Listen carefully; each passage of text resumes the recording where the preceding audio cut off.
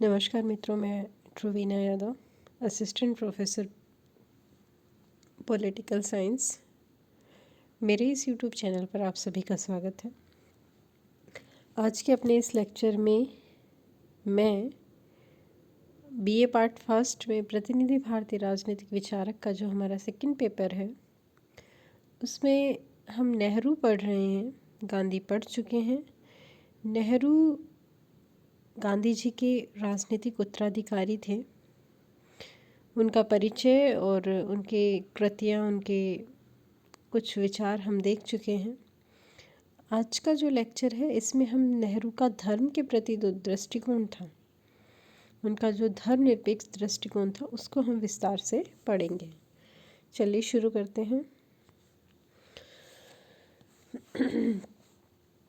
नेहरू का धर्म के प्रति दृष्टिकोण, उनके कुछ दिए गए विचारों से हम यह समझ सकते हैं कि नेहरू के मन मस्तिष्क में धर्म और ईश्वर के प्रति कोई आस्था नहीं थी। ये लोग ऐसा सोचते हैं कि नेहरू नास्तिक थे और धर्म के प्रति अनादर भाव उनके चिंतन और स्वभाव का एक अंग था। वे अपने इस विचार की पुष्टि में नेहरू की आत्मकथा की पंक्तियों को भी उद्धृत करते हैं। देखिए, कुछ लोगों का मानना है कि नेहरू धर्म और ईश्वर में आस्था नहीं रखते थे और वो मानते थे कि नेहरू नास्तिक थे। उनका धर्म के प्रति अनादर भाव था। और वो लोग जो ऐसा मानते हैं, वो कुछ तर्क भी देते हैं। उनका तर्क इस प्रकार से है, वो कहते हैं कि आत्मकथा में नेहरू का जो कथन है कि भारत में या अन्यत्र भी धर्म या कम से कम संगठित धर्म को देखकर मुझे अत्यंत घृणा होती है और मैंने प्राय इसकी भर्त्सना की है तथा इसको पूर्णतः नष्ट कर देने की इच्छा की है। ऐसा प्रतीत होता है कि इसने प्राय सदैव अंधविश्वास, प्रतिक्रिया, शोषण और विशेष हितों को ही प्रश्रय दिया है। नेहरू के समस्त चिंतन का अध्ययन करने पर स्पष्ट हो जाता है कि वस्तुतः नेहरू में धर्म या ईश्वर के प्रति कोई विरोध भाव या अनादर भाव नहीं है।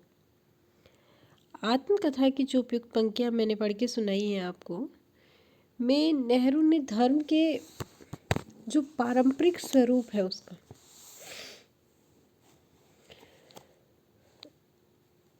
पारंपरिक और व्यवहारिक स्वरूप संगठित धर्म का ही विरोध किया है, जो अंधविश्वास, धार्मिक पाखंड और शोषण की स्थितियों को जन्म देते हैं। नेहरू एक महान मानवतावादी विचारक थे और इसी कारण वो वर्तमान युग में नैतिकता की बहुत आवश्यकता महसूस करते थे।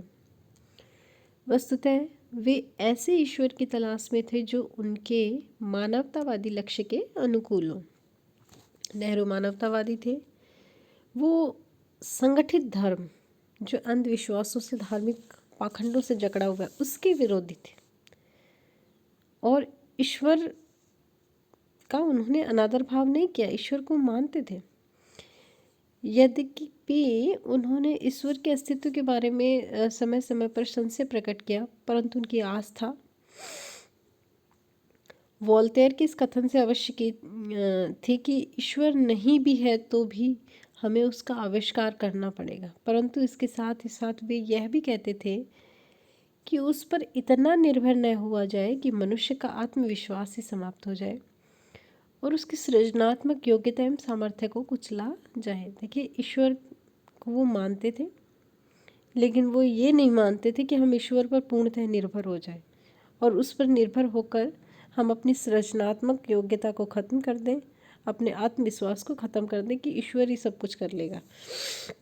नेहरू का कहना था, ऐसा मालूम होता है कि जीवन की तमाम समस्याओं के हल के लिए हमारे भौतिक जगत में दो सूक्ष्म वस्तुएं हैं जिनमें किसी न किसी ढंग का विश्वास ज़रूरी है।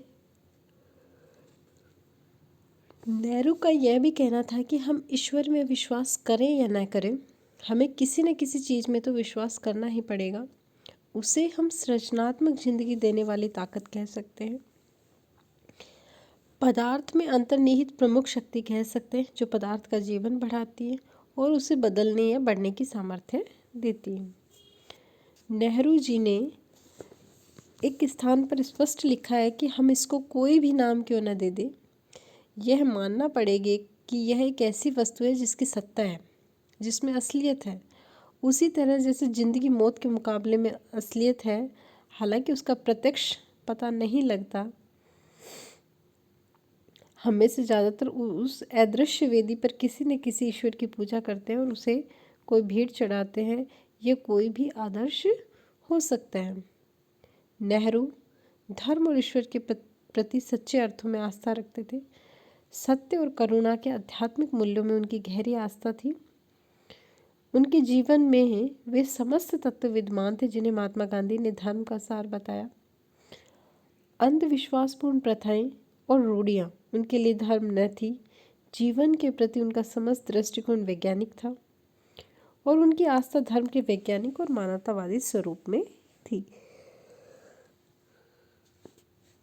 नेहरू धर्म को सामाजिक हितों का एक महान साधन मानते हैं। उन्होंने लिखा है कि यदि धर्म का आशय पूर्ण निष्ठा के साथ सत्य की खोज करना, सत्य के लिए अपना सर्वस्व बलिदान कर देने को उद्यत रहना है, तो उन्हें इस धर्म की महान सेना का एक मजबूत सिपाही बनने में किसी प्रकार की कोई भी आपत्ति नहीं है। यानी धर्म का लक्ष्य यदि सत्य की खोज करना है तो वो धर्म को पूरी तरीके से मानने के लिए तैयार है। तो इस तरह से नेहरू जी पर जो आरोप लगाया जाता है कि वो धर्म और ईश्वर को नहीं मानते थे, गलत है। धर्म और ईश्वर दोनों को मानते थे, लेकिन इनके मानवतावादी स्वरूप को मानते थे। इनमें जो अंधविश्वास, धार्मिक पाखंड और कट्टरताएं हैं जिनके आधार पर शोषण किया जाता है, उस चीज़ के वो पूर्णतः विरोधी थे। धर्मनिरपेक्ष दृष्टिकोण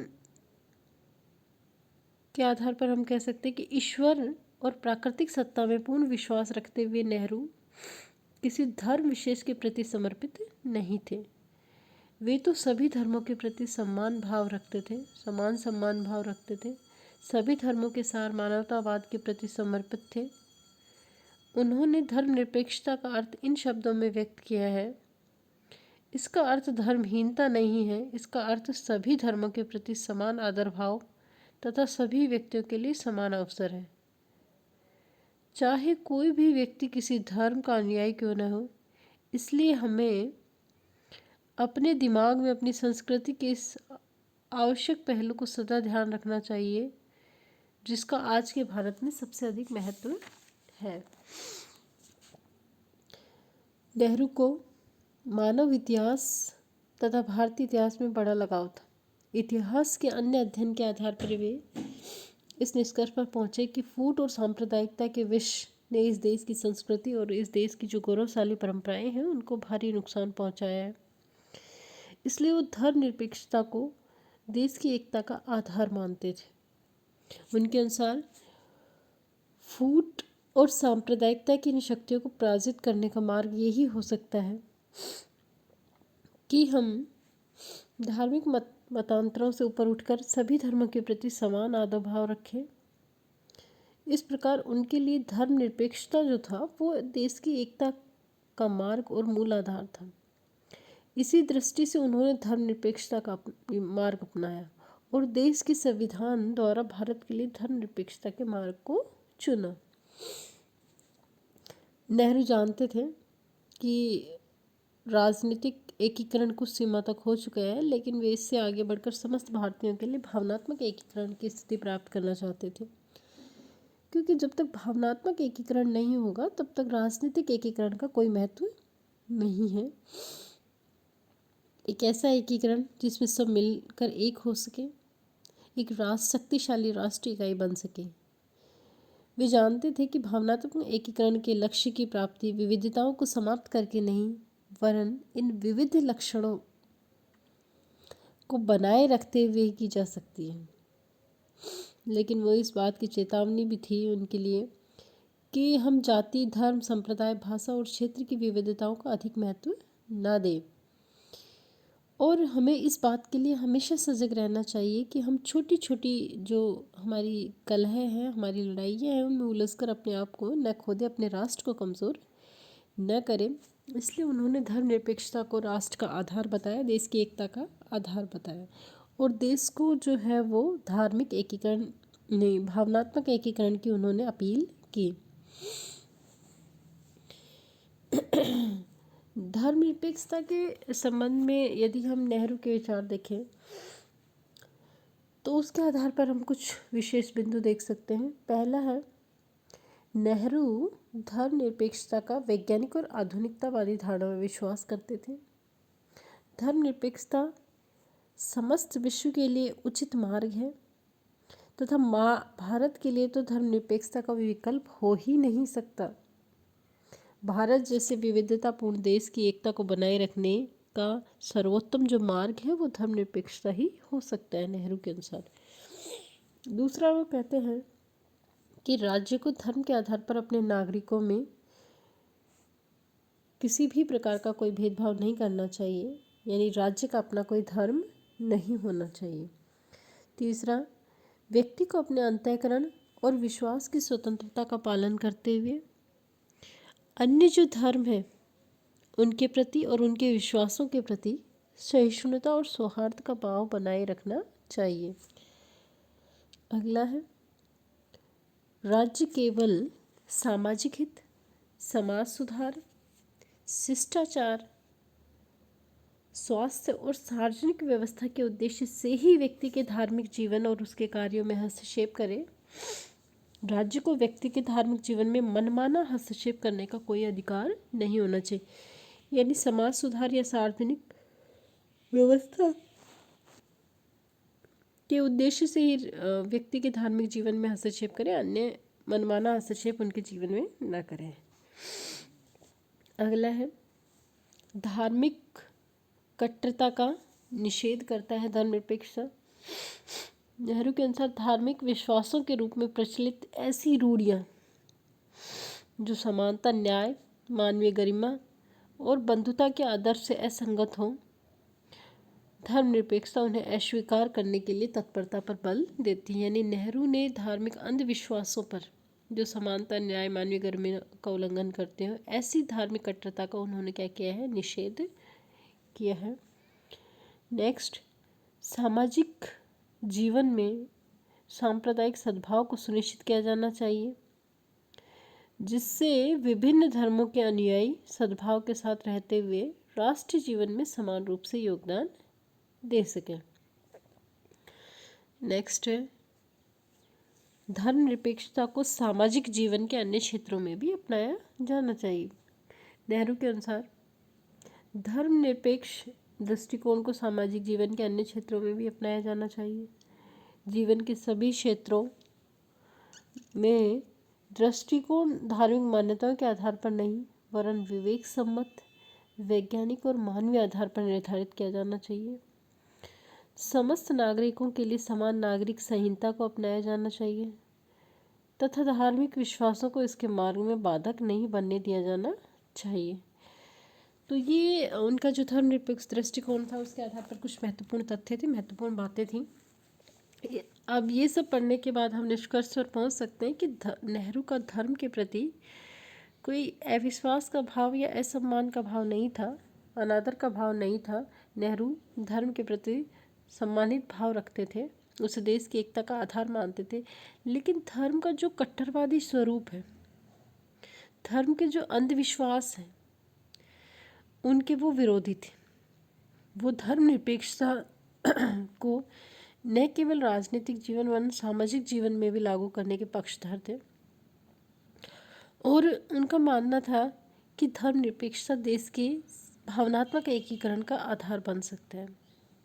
सभी धर्मों के प्रति समान आदर भाव की बात करते हैं। राज्य मानते हैं कि राज्य को व्यक्ति के धार्मिक जीवन में किसी प्रकार का कोई हस्तक्षेप नहीं करना चाहिए। धार्मिक कट्टरता का विरोध करते हैं। राज्य का अपना कोई धर्म नहीं हो, राज्य सभी धर्मों के साथ समान व्यवहार करे। धर्म का जो वैज्ञानिक आधुनिकतावादी जो दृष्टिकोण है उसको अपनाने के वो पक्षधर थे। उनके जो विचार थे वो बहुत अधिक उदार और बहुत अधिक व्यापक थे और यही कारण है कि हमारा जब संविधान बना तो हमारे इन महान नेताओं के उदार और व्यापक दृष्टिकोण के कारण ही हमारा जो संविधान है उसका स्वरूप धर्मनिरपेक्ष बना। यानी उसमें किसी भी राज्य धर्म को, किसी को भी धर्म को राज्य धर्म नहीं माना गया। सभी धर्मों के साथ समान आदर भाव की बात की गई है। मौलिक अधिकारों के तहत धार्मिक स्वतंत्रता का अधिकार दिया गया है, जिसमें सभी लोगों को अपने धर्म की जो मान्यताएं हैं उनको मानने की पूर्ण स्वतंत्रता दी गई है।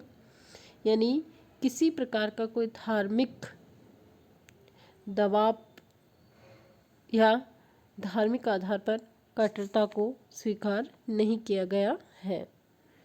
धन्यवाद। ये थे नेहरू के धर्मनिरपेक्षता के दृष्टिकोण। इसके पश्चात हम नेहरू के राष्ट्रवाद, अंतर्राष्ट्रीयवाद संबंधी विचार और नेहरू के लोकतंत्र संबंधी विचारों को देखेंगे।